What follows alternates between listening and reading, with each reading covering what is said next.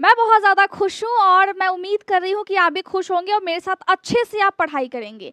Pen लेना है, copy लेना है, जैसा डेली हमारा रूटीन होता है कि पेन, कॉपी, एक साथ में पानी का बॉटल लेकर के बैठिए, आराम से, इत्मीनान से बैठिए, दिमाग से सारा जो कचरा है वो उसको आप निकालिए और इस लेक्चर पे आप फोकस कीजिए, क्योंकि हम आज पढ़ने वाले हैं बहुत ही इंपॉर्टेंट टॉपिक को। कौन सा टॉपिक है वो? रील्स की दुनिया से आप बाहर निकलिए, देखना नहीं है बिल्कुल उधर भी।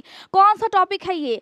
इससे पहले वाले लेक्चर में हमने ये सीखा था कि एनाटॉमी एंड फिजियोलॉजी क्या क्या होते हैं किडनी के, और अभी हमने पूरा किया नहीं उसको।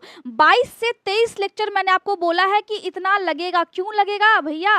लगेगा इसीलिए क्योंकि हम बहुत ही बेसिक से डिटेल्ड की तरफ जा रहे हैं। तो एक दिन हम पढ़ते हैं एनाटॉमी एंड फिजियोलॉजी को शाम में 6 बजे, 6 से 6:30 के बीच में, या 7 बजे तक लेक्चर आ जाता है। और एक दिन हम पढ़ते हैं किडनी में होने वाले प्रॉब्लम्स क्या क्या होते हैं उसको। तो किडनी में स्टोन क्या होता है, किडनी में नेफ्रोटिक सिंड्रोम क्या होता है, हमने पढ़ लिया है। और आज के लेक्चर में हम ये पढ़ने वाले हैं कि आपका अगर किडनी में दिक्कत हो, क्या हो जाए, किडनी में अगर कैंसर सेल डेवलप होने लगे, मतलब सिंपल सा है कि किडनी कैंसर अगर किसी को हो तो वो कैसे पहचानेगा, हम कैसे पहचानेंगे, या फिर अगर आपके एग्जाम में आ जाए कैसे आप उसको डील करेंगे, कैसे आप देखेंगे कि हाँ किडनी में जो कैंसर होता है वो किस तरह से दूसरे वाले कैंसर से अलग है। किडनी में जो भी कैंसर होते हैं वो कहीं भी बॉडी में अगर कैंसर है तो वहां से वो नहीं फैलेगा। किडनी में कैंसर खुद इसमें ही होता है, मतलब जो यहाँ पे कैंसर का जन्म होगा वो किडनी में ही होगा। ऐसा नहीं होगा कभी भी कि बॉडी में कहीं और दिक्कत है, कहीं और कैंसर है और तब जाकर के आपके किडनी में लग गया है, ऐसा नहीं होगा, बिल्कुल नहीं होगा। किडनी में अगर कैंसर है तो किडनी में कैंसर ही होगा, यहीं से उस कैंसर की उत्पत्ति होगी, ठीक है। यहीं से उस कैंसर की बोलते हैं ना कि एवोक होना, तो यहीं से वो कैंसर एवोक होगा। तो ये सब शब्द है जो आपको सीखना है, ठीक है।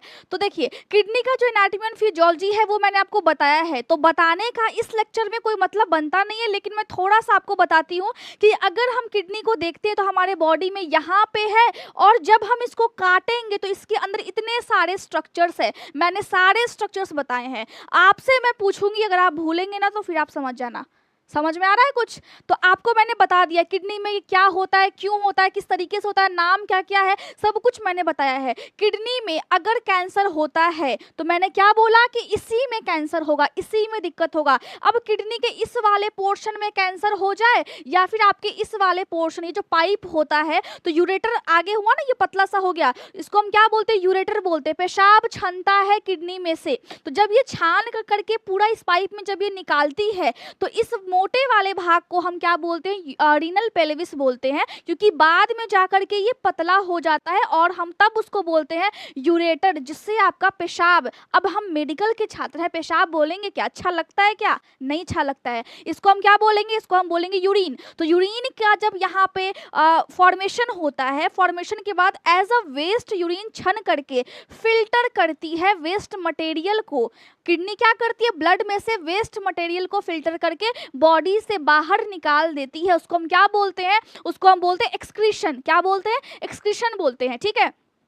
तो पेशाब बाहर ऐसे निकला, फिर आपकी पेशाब की थैली जिसको हम बोलते हैं ब्लैडर, अब हम पेशाब नहीं बोलेंगे, हम क्या बोलेंगे? यूरिन बोलेंगे, उसको हम क्या बोलेंगे? ब्लैडर। तो जो यूरिन आपके ब्लैडर में इकट्ठा होता है, तो जैसे ही यूरिन भर जाता है वहां पे, तो आपको टाइम टाइम से आपके पेशाब के रास्ते, जिसको हम बोलते हैं यूरेथ्रा, मतलब यूरिन का जो आपका ओपनिंग होता है पास होने का, उसको हम क्या बोलेंगे? उसको हम बोलेंगे यूरेथ्रा। तो वहां से फिर बाहर निकल जाता है। इतना समझ में आ गया? यही काम होता है किडनी का, आपके बॉडी से वेस्ट चीज को छानना, ठीक है, नॉर्मल है। लेकिन दिक्कत ये होता है कि आपके इस वाले पोर्शन में अगर किडनी में कैंसर हो जाए, या फिर आपके रीनल पेल्विस में कैंसर हो जाए, या फिर आपके यूरेटर में के साइड में कैंसर हो जाए, तो बहुत दिक्कत वाली बात होती है।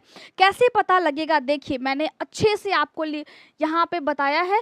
और एक और चीज़ है कि आपको नोट्स अगर मैं दूँ चाहे ना दूँ, मैं इतना लिख देती हूँ कि आप खुद से भी नोट्स बना सको। आप खुद से भी अगर आप इसको देखते हैं तो आप अगर इतना भी एग्जाम में लिख करके आते हैं तो आपको फुल में फुल मार्क्स मिलेंगे। इसको बस थोड़ा सा आपको सेंटेंस में बना देना है। वैसे ये वाला ठीक है, ठीक है।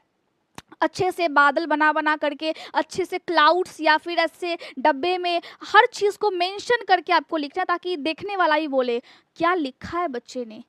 इसको सब पता है, ठीक है। तो देखिए जो किडनी का कैंसर होता है वो नॉर्मली दो तरीके का होता है। अब दो तरीके का नहीं है, दो जगह, लोकेशन, जगह के हिसाब से। अब देखिए आपके माथे पे कुछ हो गया है और आपके गालों पे कुछ हो गया है, फर्क है कि नहीं है? फर्क है कि नहीं है? माथे पे बिंदी लगती है, क्या कोई गाल पर बिंदी लगाता है? क्या नहीं लगाता, क्योंकि यहाँ पे फर्क है, ये वाला पोर्शन अलग है। हम इस पे क्या लगाते हैं, लड़कियां इस पे ब्लश लगाती हैं, और बॉयज इस पे क्या, बॉयज की तो दाढ़ी होती है वो ट्रिम करते हैं, तो फर्क तो है। तो इसी तरह किडनी में जब कैंसर होता है तो फर्क वहाँ भी हो जाता है। अब ये देखिए फर्क कैसे होगा, फर्क यहाँ पे हो जाएगा। जैसा कि मैंने आपको बताया, इसको मैंने बहुत गंदा कर दिया, मैं इसको मिटा देती हूँ। अगर किडनी में यहाँ पे कैंसर होगा तो हम इसको क्या बोलेंगे, किडनी में अगर यहाँ पे कैंसर होगा तो हम इसको देखिए क्या बोलते हैं, आपको अच्छे से बताना है। तो हम उसको बोलेंगे रीनल ट्यूब्यूल। जो मोटे वाले पोर्शन में जब कैंसर हो जाता है तो हम उसको बोलते हैं रीनल ट्यूब्यूल। अब 90 से 95% लोगों को यही वाली दिक्कत है, किडनी में कैंसर हुआ है तो बड़े से भाग में कैंसर हो जाता है, वहाँ पे ही कैंसर की फिर उत्पत्ति होती है, ठीक है। अब हम उसको क्या बोलेंगे, रीनल सेल कार्सिनोमा। अब यहाँ पे जो शब्द है, इस शब्द को आपने शायद सुना हो और शायद नहीं भी सुना हो। अब क्या मतलब है इसका, ये यहाँ पे क्यों आ गया, देखिए ये यहाँ पे इसीलिए आ गया क्योंकि किडनी को हम मेडिकल टर्म में बोलते हैं रीनल।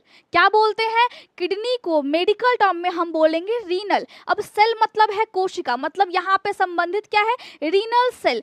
किडनी में जो मौजूद कोशिका है उसमें कैंसर हो गया है, कैंसर को मेडिकल टर्म में हम क्या बोलते हैं, कार्सिनोमा बोलते हैं। इसीलिए अगर कोई बोले कि यहाँ पे रीनल सेल कार्सिनोमा का मतलब क्या है, तो सिंपल सी बात है, यहाँ पे इसको आप ट्रांसलेट कर दीजिए, किडनी यहाँ पे लिख दीजिए, यहाँ पे कैंसर लिख दीजिए। तो कैंसर के कोशिका में, सॉरी किडनी के कोशिका में कैंसर हो जाने को ही हम दूसरे भाषा में, भाषा नहीं दूसरे शब्दों में, या आपको रीनल सेल कार्सिनोमा बोलते हैं, या तो आप किडनी सेल कार्सिनोमा बोल लीजिए, लेकिन रीनल सेल कार्सिनोमा थोड़ा सा स्टैंडर्ड लगता है, हमारा औहदा भी तो बढ़ाना है। तो यहाँ पे बुक्स में आपको देखने को मिलेगा रीनल सेल कार्सिनोमा। इतना समझ में आ गया। जब किडनी के बड़े वाले हिस्से में अगर कैंसर होता है, उस कैंसर को हम क्या बोलेंगे, उसको हम बोलेंगे रीनल सेल कार्सिनोमा। समझ में आ गया। दूसरा क्या है, दूसरा है अगर आपके किडनी में रीनल पेल्विस में अगर कैंसर हो जाए, कहाँ पे, रीनल पेल्विस कहाँ पे होता है, कहाँ पे होता है, दिमाग को लगाइए, यहाँ पे होता है, बिल्कुल आप दिमाग लगाइए और थोड़ा भी कंफ्यूज नहीं होना है।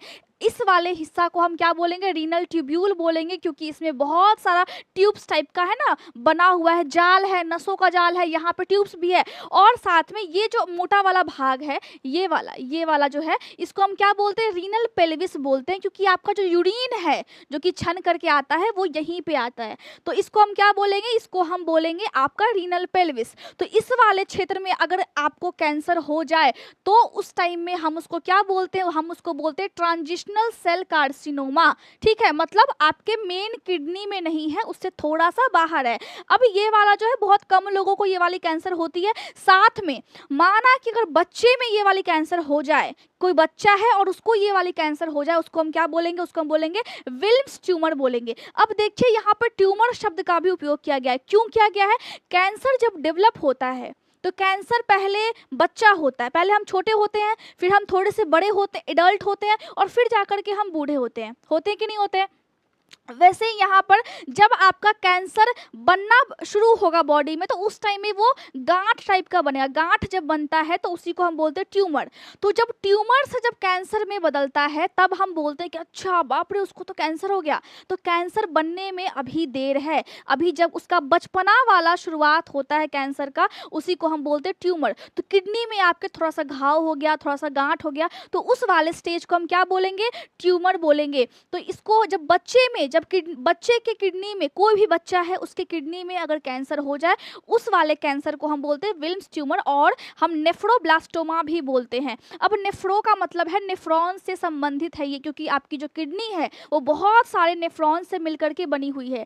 किडनी की जो इकाई होती है, जो फंक्शनल यूनिट है वो क्या है, वो है आपका नेफ्रॉन। अब नेफ्रॉन होता है माइक्रोस्कोप में, हम उसको देखते हैं एनाटॉमी एंड फिजियोलॉजी के लेक्चर में मैंने आपको बताया है कि उसका स्ट्रक्चर कैसा होता है, उसका स्ट्रक्चर यू कप टाइप का होता है, ठीक है, यू कप टाइप का होता है। अब मेन जो क्षमता है वो इसी में क्षमता है। बाहर से हम देखते हैं तो हमें किडनी दिखता है, लेकिन अगर हम माइक्रोस्कोप से देखेंगे तो किडनी में बहुत सारा ऐसा वाला स्ट्रक्चर है और जिससे आपका जो यूरिन है वो फिर क्षमता है। तो इसको हम क्या बोलते हैं, इसको हम नेफ्रॉन बोलते हैं। अब ब्रेन में जो तारा जैसा जो स्ट्रक्चर है ना, इसको हम क्या बोलते हैं, इसको हम बोलते हैं न्यूरॉन। तो ब्रेन में न्यूरॉन और किडनी में नेफ्रॉन, आपको कंफ्यूज नहीं होना है। तो जब इसको हम बोलते हैं कि नेफ्रोब्लास्टोमा, उसका मतलब है कि आपका किडनी से संबंधित है। नेफ्रॉन कहाँ पे होता है, किडनी में होता है, दिमाग को थोड़ा सा खोलना है, ठीक है। अब सार्कोमा, सार्कोमा हो जाता है, कैसे हो जाएगा, जब भी आपकी बॉडी में सार्कोमा होगा आपको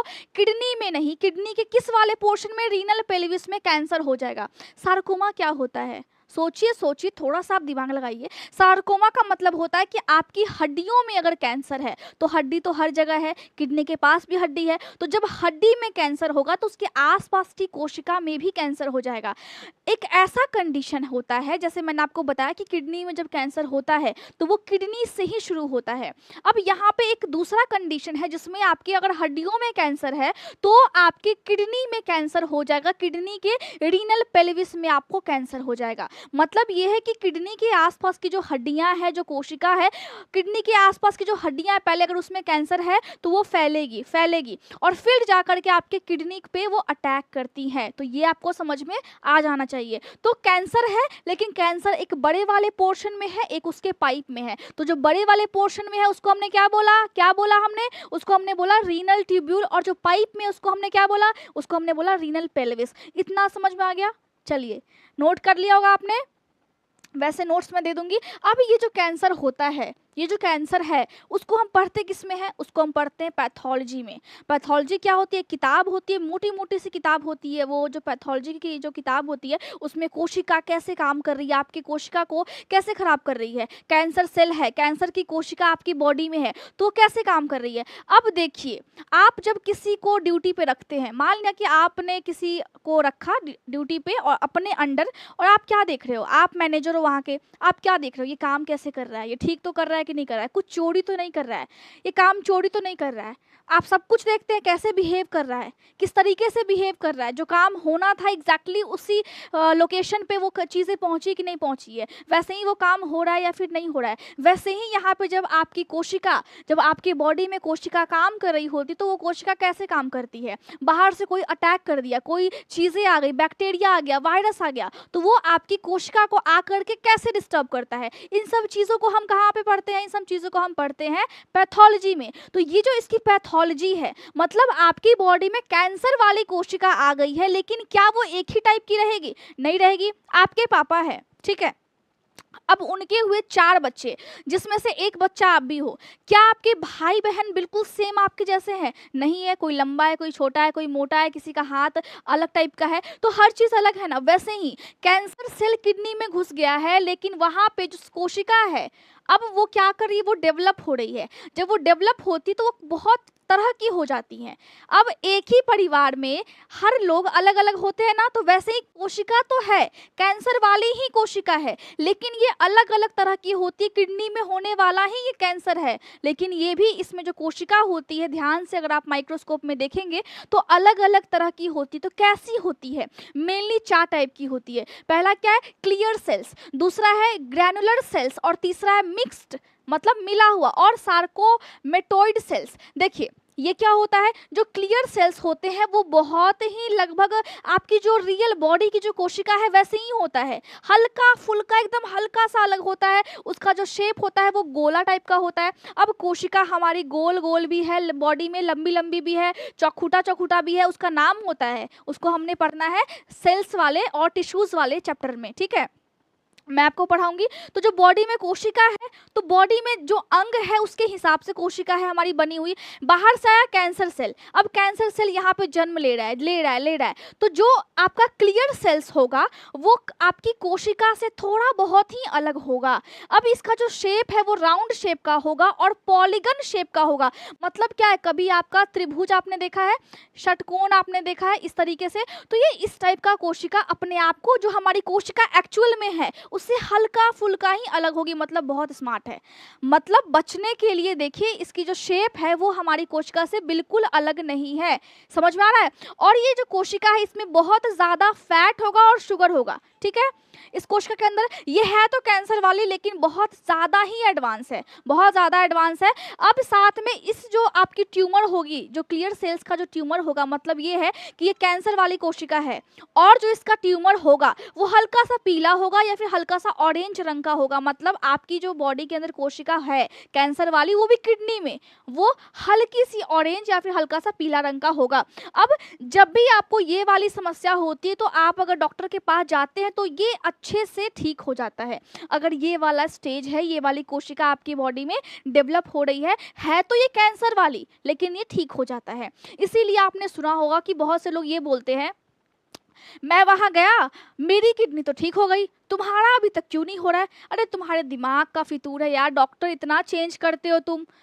फर्क यहाँ पे ये होता है कि किसी को आपको क्लियर सेल्स है, किसी को ग्रैनुलर सेल्स है, किसी को मिक्स्ड है। तो जिस टाइप का यहाँ पर कोशिका होगा कैंसर वाला आपके किडनी में, तभी वो ठीक होगा।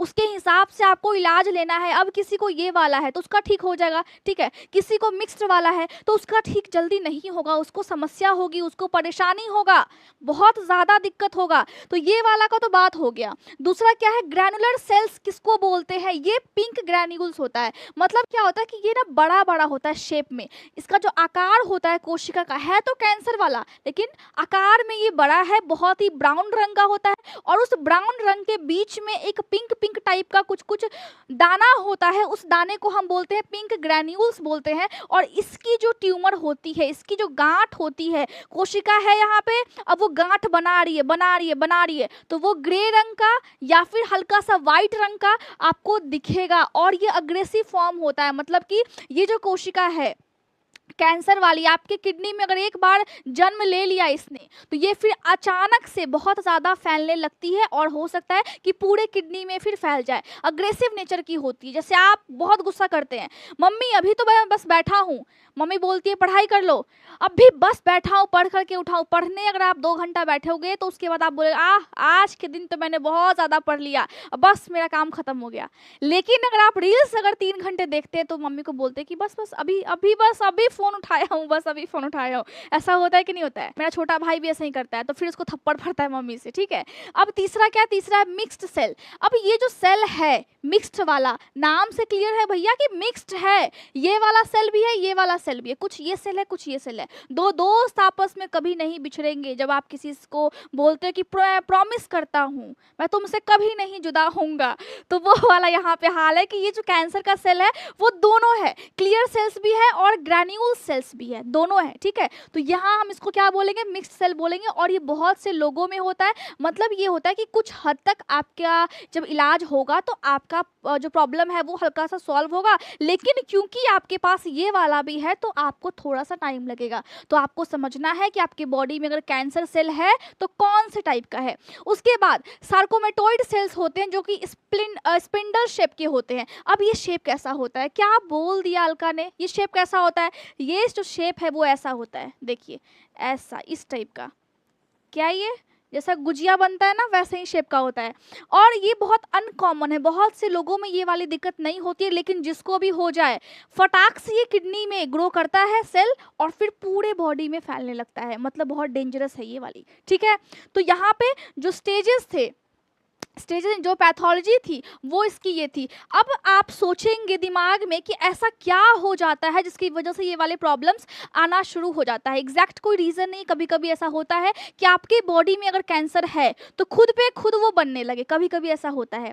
लेकिन कभी कभी ऐसा भी होता है कि आप कुछ गलतियां कर रहे हैं और आपको शायद मालूम नहीं है कि आप क्या कर रहे हो, और तब आपकी बॉडी में ये वाली प्रॉब्लम्स हो जाते हैं। तो उनको हम क्या बोलते हैं, उनको हम बोलते हैं रिस्क फैक्टर। जो आप गलती कर रहे हो ना, क्या कर रहे हैं आप, स्मोकिंग कर रहे हैं। क्या कर रहे हैं आप स्मोकिंग कर रहे हैं। सोच लीजिए कि जब आप स्मोकिंग करते हैं तो आपकी बॉडी में क्या क्या दिक्कत होता है। बाइक से जाना है ट्यूशन, बस स्मोकिंग करते हुए जाना है, और लड़की को दिखाना है। लड़की को कुछ नहीं होगा, वो शादी करके चली जाएगी अपने घर पे।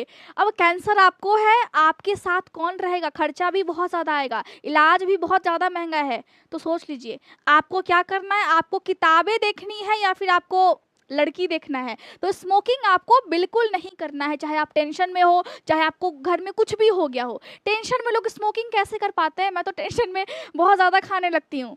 टेंशन में लोग स्मोकिंग नहीं करते हैं। आप उदास रह सकते हो, आप कुछ काम कर लीजिए, कुछ मत कीजिए, बैठे रहिए, आप मोबाइल देख लीजिए, रील्स देख लीजिए। उस टाइम में स्मोकिंग क्यों करना है यार, स्मोकिंग नहीं करना आपको, ठीक है। ओबेसिटी, बहुत ज़्यादा मोटापा है, बहुत सी औरतों का ये लक्षण है। जब खुद बॉडी पे जब फैट होगा तो सामने वाले को बोलेंगे कि आपको नहीं लगता कि हम थोड़े से पतले हो गए हैं। अरे बहन अरे आंटी, आप ज़्यादा मोटी हो गई है। बहुत सी आंटियाँ बिलीव नहीं करती है, नहीं नहीं नहीं, अभी तो कहाँ, अभी इससे पहले तो हम और ज़्यादा मोटे थे, अभी तो बहुत ज़्यादा दुबरा गए हैं। बोलती कि नहीं बोलती आंटी। तो ओबेसिटी यानी कि मोटापा अगर जिसको हो तो ये वाली समस्या हो सकता है। किसी का बीपी अगर हाई हो तो ये वाली प्रॉब्लम हो गया। बीपी हाई क्यों होता है, अगर आपको क्या हो गया है, अगर आपको ट्यूमर हो गया है यानी कि कैंसर सेल आपके किडनी में हो गया है, तो उस टाइम में आपकी बॉडी में एक हार्मोन निकलता है जिसको हम बोलते हैं रेनिन। क्या बोलते हैं इसको, हम बोलते हैं रेनिन।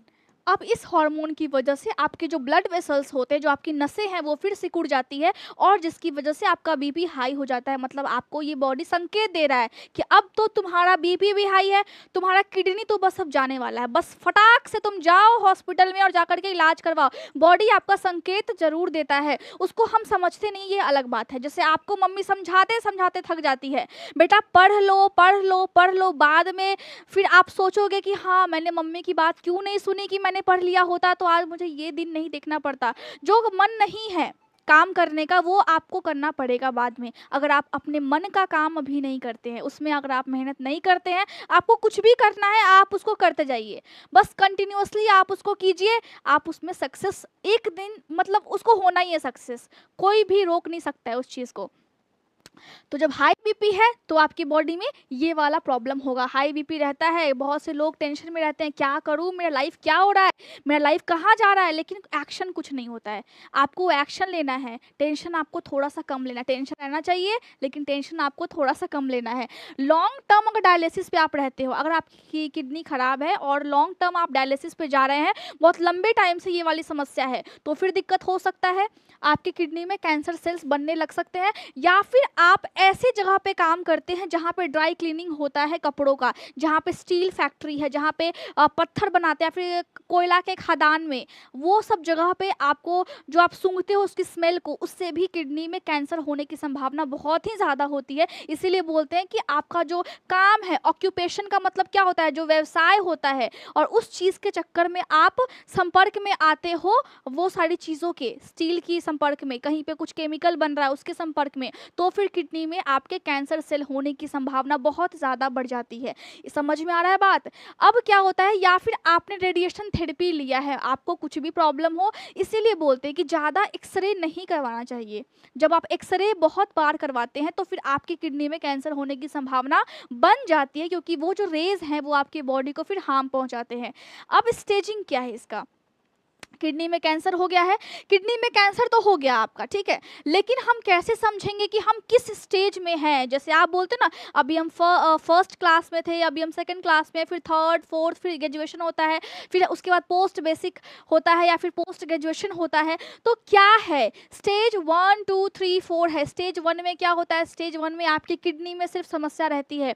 स्टेज 2 में क्या होता है, स्टेज 2 में किडनी के साथ साथ उसके लिम्फ नोड्स में भी प्रॉब्लम हो जाता है। और फिर स्टेज स्टेज 3 में आपके किडनी के साथ साथ उसके रीनल पेल्विस जो कि आपका पाइप है उसमें भी प्रॉब्लम होता है। और स्टेज 4 में आपके किडनी में कैंसर हो गई है और साथ में पैनक्रियाज में, लंग्स में, वहाँ तक कैंसर फैल गया है, उसी को हम स्टेज 4 बोलते हैं। ठीक है, तो 4 स्टेज होता है जिसमें हम देखते हैं कि बहुत सारे प्रॉब्लम्स होते हैं। अब जब भी आपको किडनी में कैंसर हो जाता है तो आपको क्या महसूस होगा, क्या दिक्कत होता है, क्या आपको अंदर से लगता है? अब एबनॉर्मल यूरिन कलर होगा। इसका मतलब क्या है कि आपका जो पेशाब होगा वो बहुत ज़्यादा गाढ़ा होगा या फिर बहुत ज़्यादा पीला हो सकता है, बहुत ज़्यादा ही वो लाल हो सकता है क्योंकि आपके पेशाब में फिर खून आ रहा है। आपके यहाँ पे आपके रिब्स के नीचे में दर्द होगा या फिर आपके कमर में दर्द होगा या फिर आपके किडनी में पानी भर जाएगा, आपको बुखार लगेगा, आपका बीपी बहुत ज़्यादा हाई रहेगा और आपको सुबह सुबह अच्छा फील नहीं होगा, ऐसा लगेगा कि आप बीमार हो। साथ में आपको एक ऐसी प्रॉब्लम हो जाएगी जिसमें आप खाना पीना बंद कर देंगे और आपको लगेगा कि आप जब खाएंगे तो आप मोटे हो जाएंगे। उस प्रॉब्लम को हम बोलते हैं एनोरेक्सिया। वजन काफ़ी कम होने लगता है और आपकी बॉडी में एक और समस्या होती है, आरबीसी कुछ ज़्यादा बढ़ जाता है। मतलब आपकी बॉडी में जो रेड ब्लड सेल्स है, जो खून है, वो ज़्यादा बढ़ जाएगा जिसकी वजह से उसको हम क्या बोलते हैं, पॉलीसाइथीमिया बोलते हैं। और खून की जो अमाउंट है बॉडी में वो बिल्कुल नॉर्मल होनी चाहिए, जितना होता है। ज़्यादा हो जाए तो भी दिक्कत है, कम हो जाए तो भी दिक्कत है, तो वैसा आपको बिल्कुल नहीं करना है। हाथ और पैरों में आपके हमेशा सूजन रहेगा और आपकी जोड़ों में भी सूजन रहेगा। आपको रात में सोते वक्त पसीना आएगा, आपको दिखना कम हो जाएगा, साथ में आपकी बॉडी में कैल्शियम की मात्रा बहुत ज़्यादा हो जाएगी। ऐसा क्यों होता है? किडनी में जब अगर कैंसर होता है तो आपकी बॉडी में हर चीज़ का जो फिल्ट्रेशन है वो गड़बड़ हो जाती है। Potassium, calcium, magnesium, chlorine, sodium, ये सब चीज़ गड़बड़ हो जाएगा। तो आपको ध्यान रखना है कि आपको ऐसी कोई प्रॉब्लम कभी ना हो। अगर हो जाता है तो जानकारी हो हमको, ताकि हम इलाज ले पाएँ, ताकि हम सही समय पर कुछ कर पाएँ। अगर हम देखें कि आप जब जाएंगे डॉक्टर के पास या फिर अगर पेशेंट आपके पास आते हैं, क्या क्या तीन चीज़ है जो आपको करना चाहिए? सबसे पहला क्या है, फिजिकल एग्जाम करना चाहिए। मतलब आपको पेशेंट को देखना है पहले बाहर से, क्या है हालचाल उसका, उसके फेस का रंग कैसा है, अग्रेशन वाला फेस बना करके बैठा है, सैड है, क्या है, या फिर वो बस सिगरेट को बस पी रहा है। उसको मना करना कि ऐसा नहीं करना। बहुत से लोग होते हैं, प्रॉब्लम है लेकिन बैठ करके हॉस्पिटल के बाहर भी आप पीते रहते हो टेंशन में। टेंशन है, मैं समझ रही हूँ, लेकिन टेंशन में स्मोकिंग करना कहाँ पे लिखा हुआ है? नहीं करना है स्मोकिंग। यहाँ पे बस आप लिख लो कि नहीं करना है, नहीं करना है, नहीं करना है। 10 बार आप लिखो कॉपी में, ठीक है? जो मेडिकल के स्टूडेंट्स हैं जो कि आप स्मोकिंग का सहारा लेते हैं एग्जाम से पहले, उनको भी नहीं करना है, मैं उनको भी बोल रही हूँ। बहुत से लोग हैं, हॉस्टल वाले तो कुछ ज़्यादा ही। तो फिजिकल एग्जाम में जो फीवर लगता है, आपको देखना है कि पेशेंट को फीवर है या फिर पेशेंट का बीपी हाई है, ये चेक करेंगे। अब लैब में टेस्ट क्या होगा, उसके पेशाब का जाँच होगा, जिसको हम क्या बोलते हैं, यूरिन एनालिसिस बोलते हैं। उसका पूरा ब्लड काउंट होगा, कंप्लीट ब्लड काउंट, ठीक है? इसका मतलब है कि बॉडी में खून है, अब उस खून में सारी चीज़ें मौजूद है या फिर नहीं है, खून कम तो नहीं हो गया। ब्लड केमिस्ट्री, ब्लड में जो भी केमिकल्स होते हैं, प्लेटलेट्स है, बहुत सारे एंजाइम्स मिक्स होते हैं, उनमें क्या कमी आ गई है, ठीक है? क्लॉटिंग फैक्टर है कि नहीं है, सारी चीज़ें हम देखेंगे। बायोप्सी हम कर सकते हैं। आप किडनी में से थोड़ा सा आप टिश्यू को निकाल करके माइक्रोस्कोप के अंदर में आप देख सकते हैं कि उसमें जो कैंसर सेल है वो कौन से टाइप का है। साथ में आप सिस्टोस्कोपी कर सकते हैं। अब सिस्टोस्कोपी कैसा होता है, ये कैसा नाम है, देखिए ये इस टाइप का कुछ इंस्ट्रूमेंट होता है यहाँ पे, ठीक है? इस टाइप का, ये थोड़ा सा नीचे आ गया, इसको मैं छोटा कर देती हूँ आपके लिए, ये देखिए, हाँ ये ठीक है, देखिए यहाँ पे। तो ये इस टाइप का इंस्ट्रूमेंट होता है जो कि आपके पेशाब की थैली में बाहर से डालते हैं और देखते हैं, चेक करते हैं कि वहाँ पे कुछ गड़बड़ तो नहीं है। और एक कंप्यूटर भी होता है जिसमें दिखता है कि अंदर का जो टिश्यू है, अंदर के जो सेल्स हैं, वो सही सलामत है या फिर नहीं है। तो इन चीज़ों को भी हम चेक करते हैं। तो ये जब सारी चीज़ें जब हम कर लेते हैं, उसके बाद हम पेशेंट को भेजते हैं इमेजिंग टेस्ट के लिए। कहाँ पे भेजते हैं? इमेजिंग टेस्ट के लिए। और वो क्या होता है, इमेजिंग टेस्ट क्या होता है? उसमें आप सीटी स्कैन करवाते हैं पेशेंट का, MRI, magnetic resonance imaging test, जिसमें पेशेंट के पूरे बॉडी का होल स्कैनिंग होता है। उसमें हमें अंग भी दिखता है, साथ में ब्लड भी दिखता है। रीनल एंजियोग्राफी, जिसमें आपके किडनी में जो भी मौजूद जो नसें हैं, जो आर्टरीज है, उसका प्रॉपर चीज़ हमें दिखता है। आर्टरीज कहीं ब्लॉक तो नहीं है, आर्टरीज में कैंसर है तो या फिर नहीं है, सारी चीज़ें हम देखते हैं। IVP, इंट्रावेनस पाइलोग्राम हम इसमें देखते हैं। इसमें क्या होता है, इसमें हम पेशेंट के बॉडी में एक डाई इंजेक्ट करते हैं। डाई क्या होता है, एक लिक्विड ही होता है जिससे आपका जो ऑर्गन है वो बहुत अच्छे से क्लियर तरीके से वो कंप्यूटर पे फिर दिखता है। हमें वहाँ से हम चेक कर सकते हैं कि वहाँ पे कोई दिक्कत है या फिर नहीं है। साथ में सीना का हम एक्सरे करते हैं, चेस्ट एक्सरे कर लेते हैं और आपके हड्डियों का भी स्कैन करते हैं। ये बहुत ही न्यूक्लियर इमेजिंग टेस्ट है, बहुत ही सूक्ष्म तरीके से आप एक एक बारीकी से हड्डियों को देखते हैं, हड्डियों में कहीं कैंसर तो नहीं है। जब आपने इतना सब कुछ कर लिया पेशेंट के लिए, उसके बाद आपको क्या करना है, आपको पहचान करके उसको इलाज देना है। इलाज भी बहुत तरीके का होता है। अब इसमें पहला है कि सर्जरी कर सकते हैं हम। सर्जरी के बाद क्या है, बायोलॉजिकल थेरेपी हम देते हैं। अब सर्जरी में ही 3 चीज़ें आ जाती है। सर्जरी तो हम कर सकते हैं, बहुत ही नॉर्मल सी प्रोसेस है। इसमें पहला क्या है, नेफ्रेक्टमी। इसमें क्या होता है, देखिए यहाँ पे जिस भी शब्द के लास्ट में टमी लगा रहे इसका मतलब है कि वो चीज़ को हम निकाल देते हैं। अब यहाँ पे क्या लगा हुआ है, नेफ्रेक्टमी, मतलब नेफ्रॉन से ये नेफ्रेक्टमी संबंधित है। नेफ्रॉन निकल रहा है कहीं ना कहीं से, इसका मतलब है कि जहाँ पर भी कैंसर है उसको फिर निकाल लेते हैं। अब यहाँ पे जब कैंसर है किडनी में और उस नेफ्रॉन को जब हम निकाल रहे हैं तो क्या हम सारे नेफ्रॉन्स को निकालेंगे, नहीं निकालेंगे ना। वहाँ पे रेडिकल है, यानी कि जब आपको देखिए, जब आपके किडनी में ज़्यादा क्षेत्र में जब आपको प्रॉब्लम होती है, कैंसर होता है, तो उस टाइम में हम वहाँ के कैंसर को निकालते हैं और उसके आसपास के क्षेत्र को भी हम काट करके बाहर निकालते हैं, ताकि फ्यूचर में फिर उसको वहाँ पे और ज़्यादा कैंसर वापस से ना हो जाए। उसके अलावा सिंपल का मतलब क्या होता है, सिंपल का मतलब है कि आपके किसी एक पोर्शन में किडनी में है कैंसर, लेकिन कहीं एक जगह पे है, उसको काट करके हमने निकाला। अब एक और जगह पे होता है कि पार्शियल, मतलब कि जिस अंग में है बस जहाँ पे है, जितनी दूर में है बस उतने ही को हमें निकालना है, तो उसको हम बोलते हैं पार्शियल। तो नेफ्रॉन में हम सब चीज़ को नहीं निकालेंगे, जहां पे कैंसर है, जितने दूर में फैला है सिर्फ उसको ही निकालते हैं, ठीक है। इसके बाद सर्जरी में दूसरा आता है एट्रियल एम्बोलाइजेशन। एम्बोलाइजेशन का में क्या होता है कि आप क्या करते हैं, ट्यूमर्स को, जो आपकी गांठ बनी हुई है, जो कैंसर सेल है, उसको आप बाहर से फिर सिकुड़ा देते हैं। चाहे आप उसको रेडिएशन थेरेपी से दे, चाहे आप वहाँ पर उसको बर्न कर दे, जला दे, तो उसको हम सिकुड़ा देते हैं, ठीक है। तो सिकुड़ जाता है। साइटोरिडक्टिव नेफ्रोक्टमी होता है। इसको हम क्या करते हैं, इसको क्या करते हैं कि पहला बार जो अगर गांठ बनता है तो उस गांठ को पूरी तरह से हम निकाल देते हैं। अब सर्जरी में ये 3 चीज़ें आती है। दूसरा ये होता है कि पेशेंट को आप इंटरफेरॉन दे अल्फा और इंटरल्यूकिन 2 दे, ताकि पेशेंट का जो इम्यून सिस्टम है, जो उसका बॉडी है, वो बहुत अच्छे तरीके से तैयार हो जाए कि हाँ, इस कैंसर को तो अब मैं बताऊंगा, इस कैंसर को अब मैं मतलब बता के ही रहूँगा, तुम भागो मेरे बॉडी से, तुम अभी जाओ, बस बस तुम अभी जाओ, तुम क्या करने आ गए हो। जैसे हम बोलते ना भाई बहन को, तुम मेरे रूम में क्या करने आया है, तुम मेरा मोबाइल क्यों छू रहा है, तुम मेरे फ़ोन में क्यों झांक रहा है, अब भी तुम निकलो, अब भी निकलो। वैसे ही आपका जो बॉडी है, जब आप पेशेंट को ये वाली जब दवाइयाँ देंगे तो उसका बॉडी स्ट्रांग हो जाएगा। जब उसका बॉडी स्ट्रांग होगा तो वो कैंसर सेल से लड़ने के लिए बॉडी में एंटीबॉडीज़ बनाएगा। तो हम क्या कर रहे हैं, हम बॉडी को तैयार कर रहे हैं, उसको हम क्या बोलते हैं, बायोलॉजिकल थेरेपी बोलते हैं। तीसरा है हार्मोन थेरेपी, यानी कि आपके बॉडी में हार्मोन्स को स्ट्रॉन्ग किया जाए, कुछ हार्मोन्स को इंजेक्ट किया जाए, डाला जाए, जैसे कि एस्ट्रोजन, प्रोजेस्टेरॉन या फिर टेमोक्सिफेन।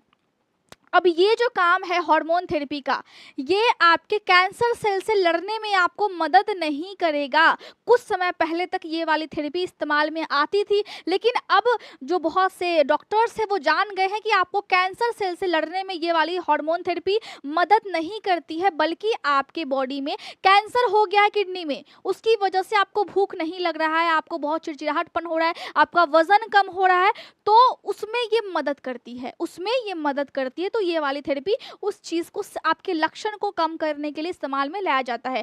रेडिएशन थेरेपी, अब रेडिएशन थेरेपी में भी बहुत से थेरेपी होती है, जैसे कि आपको रेडिएशन देते हैं पेशेंट को ताकि उसका जो कैंसर है वो फिर ठीक हो जाए। इसमें भी अभी तक कोई ठीक नहीं है कि रेडिएशन थेरेपी से ही आपका कैंसर सेल पूरी तरह से ठीक हो पाता है या फिर नहीं हो पाता है। अब पहला, दूसरा, तीसरा, चौथा, पांचवा क्या है, कीमोथेरेपी। कीमोथेरेपी क्या में क्या देते हैं, कीमोथेरेपी का मतलब होता है कि कैंसर से लड़ने के लिए जो भी हम पेशेंट को ट्रीटमेंट देते हैं उसको हम क्या बोलते हैं, उसको हम बोलते हैं कीमोथेरेपी। अब यहाँ पे जो कीमोथेरेपी है उसमें हम प्लैटिनम एजेंट्स देते हैं पेशेंट को, या फिर आइफॉस्फेमिड देते हैं, या फिर जेमसिटेबिन देते हैं, या फिर फेक्सिनस देते हैं। तो ये सारे एजेंट्स को पेशेंट के बॉडी में हम देते हैं, और साथ में जो मेडिकेशंस होते हैं वो भी बहुत बहुत लंबे चौड़े से लिस्ट हैं, लेकिन मेनली जो थेरेपी होती है पेशेंट्स की, जब हम किसी को देखते हैं कि कैंसर है तो उसको बहुत तरीके के ट्रीटमेंट से गुजरना पड़ता है। तो इसीलिए अगर आसपास कोई ऐसे लोग हैं तो उनको आप इमोशनली सपोर्ट कीजिए। जब आप उसको इमोशनली सपोर्ट करते हैं तो मेडिकल टर्म में एक भाषा है जिसको हम बोलते हैं सपोर्टिव केयर, आप डायरेक्टली या फिर इनडायरेक्टली वे में आप उनको दे रहे हैं। तो इस तरीके से हम कैंसर के पेशेंट्स को ट्रीट करते हैं और कैंसर के पेशेंट्स को काफ़ी ज़्यादा आप प्यार दीजिए, उनको मोटिवेट कीजिए। कैंसर है, कोई ये मृत्यु का कोई वो नहीं है, यमराज नहीं है जो आकर के आपका गला काट रहा है। कैंसर है, ठीक हो जाएगा। बॉडी आपकी बस स्ट्रांग रहनी चाहिए। इसीलिए मैं हमेशा बोलती हूँ खाओ पियो और मस्त रहो। डू यू नो सीरीज आपने देखा है कि नहीं देखा है, जा करके उसको देखिए, बहुत ही इंपॉर्टेंट टॉपिक है। मेडिकल लाइन से है नहीं है उससे कोई फर्क नहीं पड़ता है, बहुत ज़्यादा इंपॉर्टेंट टॉपिक है, आपको जानना चाहिए। आपको जानकारी के लिए प्रेशर नहीं है लेकिन देखना चाहिए। तो मैं उम्मीद करती हूँ कि आपको आज का लेक्चर समझ में आया होगा। कोई भी दिक्कत होता है टेलीग्राम के ग्रुप को जाकर के आप ज्वाइन कीजिए, आप वहाँ पे सवाल पूछ सकते हैं, मैं डायरेक्टली वहाँ पे आपको जवाब देती हूँ। टाइम का थोड़ा सा इशू हो जाता है जिसकी वजह से मैं जवाब नहीं दे पाती हूँ, लेकिन मैं कोशिश करती हूँ कि मैं आपके सारे सवालों का जवाब दे पाऊँ। मैं टीचर भी हूँ और स्टूडेंट भी हूँ। तो बहुत से लोग ये बोलते हैं कि दवाई मुझे लिख करके आप दे दीजिए, ऐसे कैसे लिख करके दे दूँ। बहुत से लोग ये नहीं जानते कि मेडिकल लाइन में एक टीचिंग लाइन भी होता है और एक आपका प्रैक्टिस लाइन होता है। तो मैं टीचिंग लाइन से हूँ, मैं प्रैक्टिस लाइन से नहीं हूँ। मुझे आता है थोड़ी बहुत चीज़ें लेकिन मैं प्रैक्टिस नहीं करती हूँ, मैं टीचिंग लाइन से हूँ, ठीक है। तो मैं एक शिक्षक भी हूँ और एक छात्र भी हूँ, इसीलिए मैं छात्रों का दर्द समझ सकती हूँ कि बहुत दिक्कत होता है पढ़ने में, बहुत त्याग आपको करना पड़ता है, लेकिन त्याग किए बिना कुछ चीज़ संभव है क्या? नहीं संभव है ना। मैं भी त्याग कर रही हूँ, आप भी त्याग कीजिए, साथ में त्याग करते करते हम बहुत आगे तक जाएंगे। और उम्मीद करती हूँ कि आपको समझ में आ गया होगा। अच्छे से खुश रहिए, बहुत ज़्यादा खुश रहिए, टेंशन नहीं लेना है और साथ में पढ़ते रहिए। मिलते हैं अगले क्लास में।